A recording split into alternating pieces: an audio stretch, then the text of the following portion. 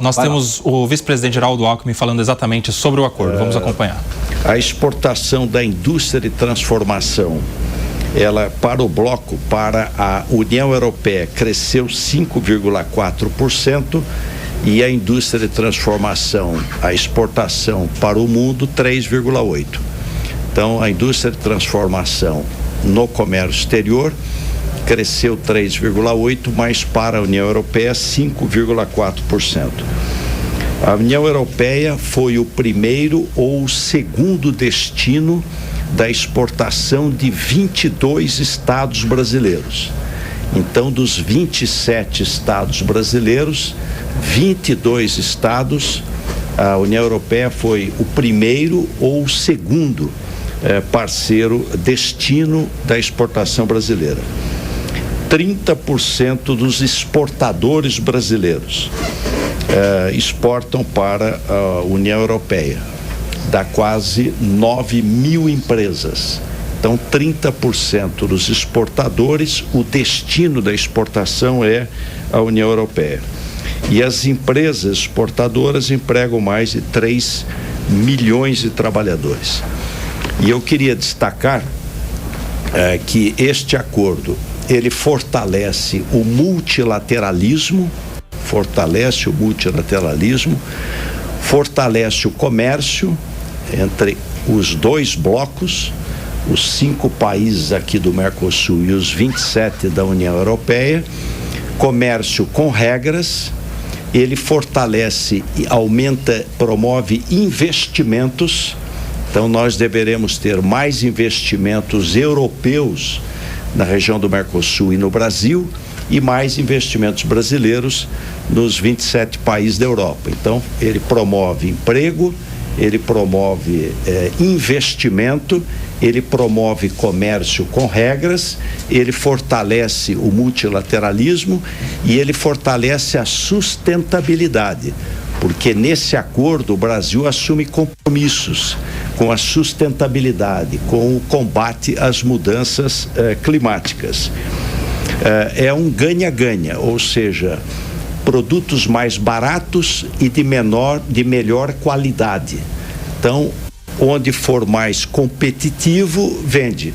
Nós somos mais competitivos num setor, nós exportamos. O outro é mais competitivo em outro setor, nós compramos. Ganha a sociedade com produtos mais baratos e de melhor qualidade. Então, no momento geopolítico difícil, de instabilidade, de conflitos, é fundamental para o mundo, né? Mostra que é possível construir caminho de comércio com regras, de abertura comercial e de fortalecimento não do isolacionismo, mas do multilateralismo. E o vice-presidente Geraldo Alckmin, ministro do Desenvolvimento, Indústria e Comércio, concedendo uma entrevista coletiva. Daqui a pouco a gente volta com mais destaques do que ele tem respondido ali à imprensa. Por aqui pode concluir o seu raciocínio, Gani, agora levando em consideração essas falas aí do presidente. Livre comércio, mais alternativas para o cidadão, para os consumidores, produtos de mais qualidade, mais baratos, mais ou menos no que você já estava falando, né? Exatamente. Prova que ele assiste o 3 em 1, Isso né? aí. Você falou exatamente o que a gente comentou aqui. Agora, é curioso, porque a gente observa a classe política como um todo, e aqui, a classe política brasileira, ela está longe de defender ali com unhas e dentes o liberalismo econômico, globalização. A gente não percebe isso daí não, Coba. Inclusive da direita, tá? Tô colocando gente de direita. Que seriam os liberais. Que seriam os liberais, comemorando o protecionismo do Trump, tá uma loucura. Então, o que a gente observa agora, todo mundo num oba-oba, celebrando isso, mas eu não sei se de fato entendem a real dimensão da importância deste acordo, né? O quão a globalização, ela traz de prosperidade para a população, de acesso aos consumidores a produtos de melhor qualidade, a produtos mais baratos. Agora, tomara que isso mude essa consciência da classe política aqui no Brasil, que ainda tem muitas ideias, infelizmente, antiliberais. E o que é provado que reduz pobreza no mundo é capitalismo e globalização. Você sabe, Kriegner, que eu acho às vezes que falta um pouco de um feeling de marketing principalmente nessa gestão do presidente Lula, para falar as palavras certas para cada uma das coisas que eles pretendem, que eles têm como prioridade. Por exemplo, o fim do imposto de renda para quem ganha até R$5.000. Poderia ter um outro nome, né? Eles chamam de isenção, poderia chamar de fim do imposto para tantos milhões de pessoas. Se fala isso, parece que tem outro sentido, né? O acordo entre a União Europeia e o Mercosul. Você já fala, Kriegner, porque agora o André Anelli está com a gente, agora sim nos ouvindo, conectado conosco aqui no 3 em 1, vai falar de fato o que disse o presidente da Câmara sobre este acordo.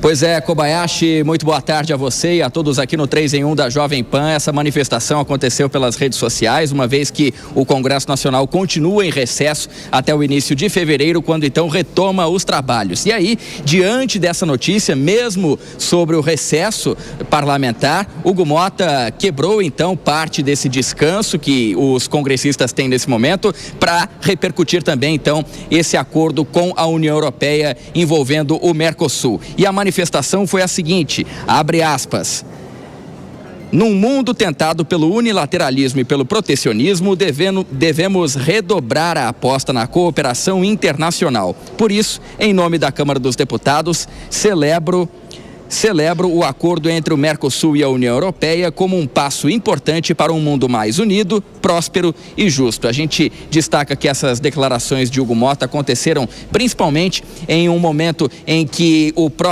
a própria União Europeia não teve a adesão integral dos seus membros, dos seus 27 membros, com a França sendo então uma das responsáveis por abrir uma divergência em relação a esse assunto, protegendo principalmente os pecuaristas da região que, de acordo com o governo francês, teriam uma concorrência desleal com os produtores, em especial brasileiros, que fazem parte aqui então do Mercosul. E nesse contexto também de protecionismo citado por Hugo Motta, a gente revela ainda os Estados Unidos, que tiveram então questões ligadas ao tarifaço imposto pelo presidente americano Donald Trump, no sentido de não só a aumentar a arrecadação na balança comercial americana, mas também fazer com que os produtos produzidos internamente tivessem então a preferência dos consumidores locais diante daquilo que era importado. Então, nesse contexto socioeconômico, Hugo Motta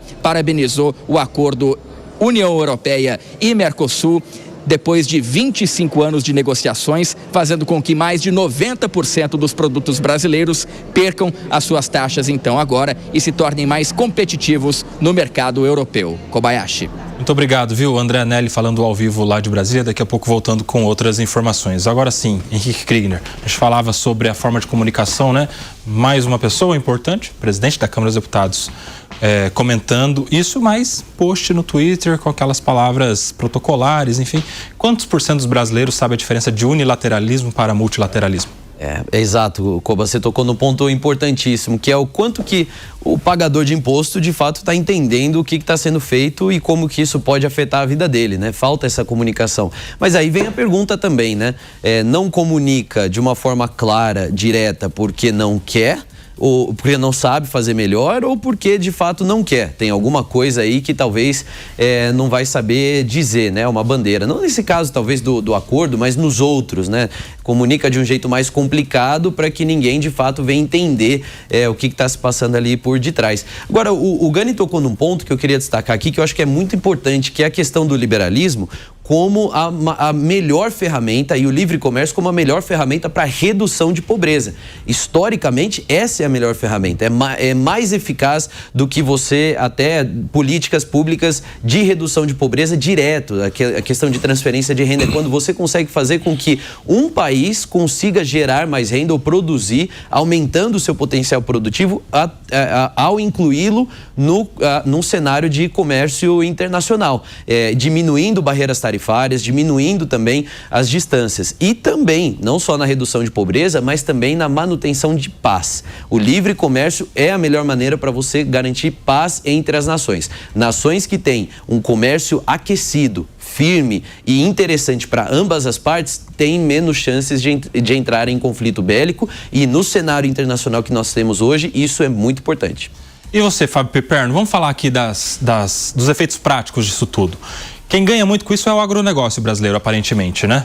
Você acha que com esse mercado se abrindo para o agro brasileiro, tem chance em algum momento da gente ter uma inflação nos alimentos do agro aqui no nosso território, diante de mais oferta lá fora, ou não o suficiente? Depois eu quero também ouvir o Gani sobre isso. E aí? São muitas coisas aí. Primeiro, o ano passado, bem nessa época do ano, janeiro, fevereiro e tal, realmente houve um aumento muito grande, né, de vários preços ligados ao agronegócio. Mas depois, a partir do momento que as safras chegaram, safras com um volume bastante substancial, esses preços caíram. Então, a inflação de 2025 ela foi parcialmente contida porque os preços do agronegócio acabaram também sendo, de certa forma, enfim, praticamente zerados, né? O aumento, a inflação dos alimentos, que foi muito grande no começo do ano, ela teve um recuo muito importante. Então isso foi fundamental para que se chegasse a essa taxa de inflação de 4,25, a menor desde 2018. Esse é o primeiro ponto. O segundo, eu acho que, e o Alan falou muito sobre isso, para o consumidor final, daqui a pouco, é evidente que não vai acontecer amanhã, mas daqui a pouco chegarão produtos importados de ótima qualidade com melhores preços. E aí, como é que vai se virar, por exemplo, o produtor nacional que vai ter que enfrentar essa concorrência? Bom, ele vai ter que se virar e aí tem uma outra coisa. Em 2024, o governo lançou a tal da nova política industrial, aliás, sob muitas críticas, muitos erros de avaliação no começo, inclusive dos críticos, mas naquele momento também houve sim, aquilo se tornou uma ferramenta importante para que o setor industrial também corresse atrás de alguns prejuízos tecnológicos que ele tem. Então, veja, foi dada a oportunidade. Não dá para ficar dando esse reforço, dando esse tipo de incentivo, esse tipo de benefício a vida toda. O Brasil, ele é muito pouco dinâmico, tanto na questão da sua produção industrial, infelizmente, e eu falo isso com pesar, porque eu brinco aqui que eu sou indústria futebol clube, e também no seu comércio exterior.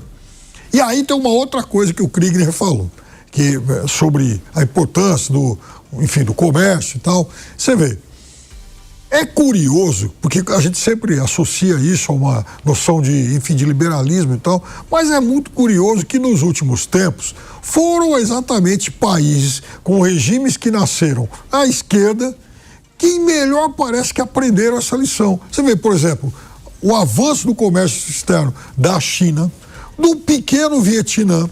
Aqui na América Latina, o México, de governos esquerdistas nos últimos tempos, é o mais dinâmico de todos.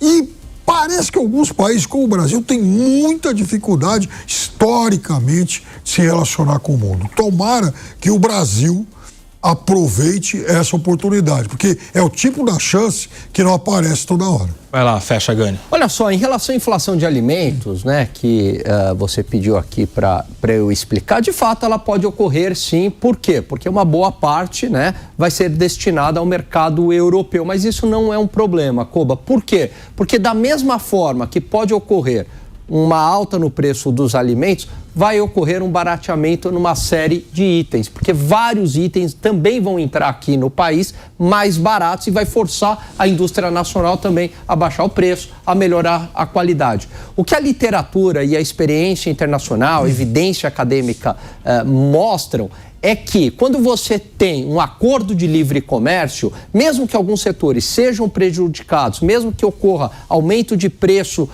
setorial por conta desse aumento de exportação, no conjunto da obra, há redução de pobreza, há crescimento da renda, há diminuição do desemprego e há menos inflação. Não dá para ficar triste com esta situação. Muito